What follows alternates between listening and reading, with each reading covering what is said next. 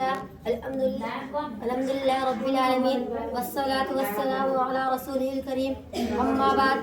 فأعوذ بالله من الشيطان الرجيم بسم الله الرحمن الرحيم إنا نحن نزلنا الذكر وإنا له لحافظون قال رسول الله صلى الله عليه وسلم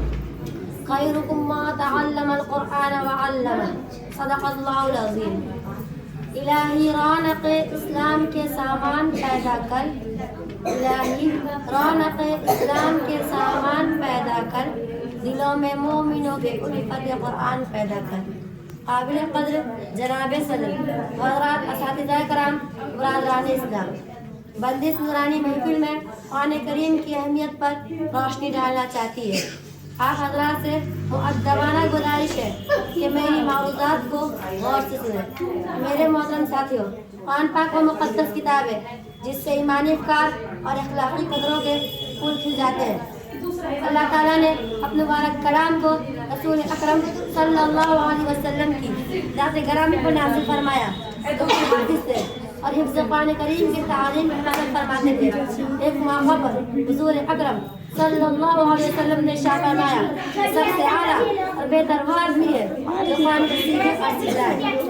حضرات اپنے مقدس کلام کی حفاظت کا وعدہ رب العالمین نے لیا ہے چنانچہ ارشاد ہے انا نحن نزلنا الذکر وانا لہ لحافظون اللہ تعالیٰ نے اپنے اس قول کی تائید اس طرح فرمائی کہ چھوٹے چھوٹے بچوں کے نازک سینوں میں اپنی کتاب مقدس کو محفوظ فرما دیا تاریخ شاہد ہے کہ حفاظ کرام نے الفاظ قرآن کی حفاظت فرمائی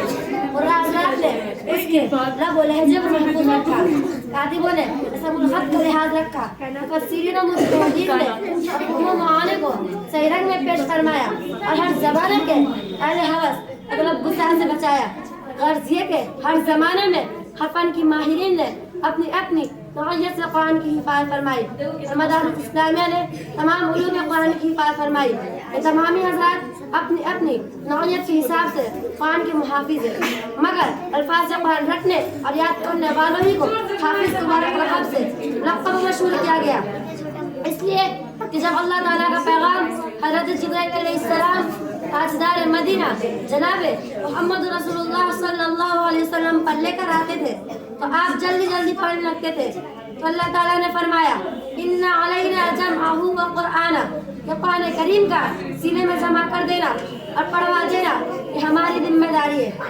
امت محمدیہ کے مت والوں اور حفظ کرنا باعث نجات ہے اور خیر و برکت کا ذریعہ ہے اس قلب میں قرآن ہے وہ فرمان الہی کا مرکز ہے جس دل میں قرآن ہے وہ معرفت الہی کا محور ہے پھر کیوں نہیں وہ جنتی ہو سکتا اور انس رضی اللہ عنہ سے روایت ہے کہ جو شخص اپنے بیٹے کو حفظ کرائے تو اس کو قیامت کے دن 14 رات کی چاند کی طرح اٹھایا جائے گا اور اس کے بیٹے سے کہا جائے گا کہ پڑھنا شروع کر جب بیٹا ایک آیت پڑھے گا تو باپ کا ایک درجہ بلند کیا جائے گا اسی طرح تمام قرآنی آیات مکمل ہوں گی اللہ اکبر ایک حدیث میں آیا ہے کہ جو شخص قرآن پڑھے اور اس پر عمل کرے تو اس کے والدین کو قیامت کے دن ایک تاج پہنایا جائے گا جس کی روشنی سورج کی روشنی سے بدرے جہاں زیادہ ہوگی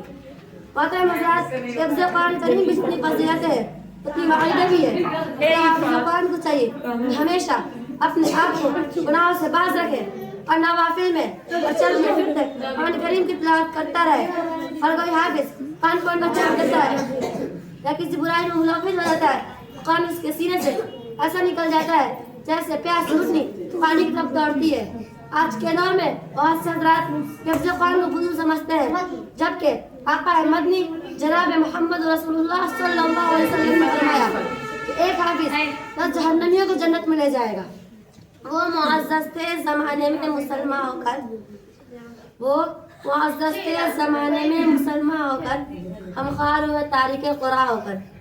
جسے فضول سمجھ کر بجھا دیا تو نے وہی چراغ جلاؤ تو روشنی ہوگی